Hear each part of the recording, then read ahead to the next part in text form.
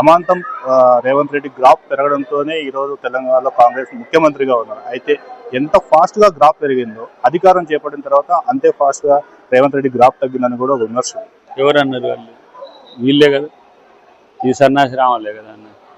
వీళ్ళని ఎవరు పట్టించుకుంటారు? ఇలా ప్రజల్ని అడగమను. మరి ఇంత గ్రాఫ్ పెరిగేటోళ్ళు ఎమ్మెల్సీ ఎలక్షన్లో బీఆర్ఎస్ ఎందుకు పోటీ చేయలేదు? ఇలా బీజేపీ అంటున్నది. బీజేపీ కంటే తగ్గిందా బీఆర్ఎస్? రేపు బీజేపీనా నెక్స్ట్ ఉండేది? బీజేపీ బీఆర్ఎస్ చేస్తున్న ఈ ఎత్తుగడ రాజకీయాలు ఎవరు పట్టించుకోరు. ముఖ్యమంత్రి గ్రాఫ్ దేశంలో పెరిగింది. Telangana model national model.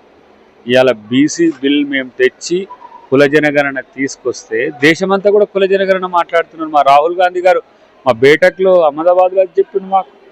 మొన్న ప్రెస్ మీట్ పెట్టి తెలంగాణ మోడల్ ఎంత మోడల్గా ఉందో దాన్ని చూసుకోండి మోడీ గారని.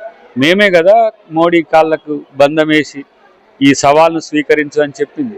అది చేయకపోతే రేపు దేశం మొత్తం కూడా బీసీల్లో చైతన్యం వస్తుందని చెప్పి చేసింది. అది రాహుల్ గాంధీ గారి విజయం, రేవంత్ రెడ్డి గారి విజయం, మొత్తంగా కాంగ్రెస్ విజయం.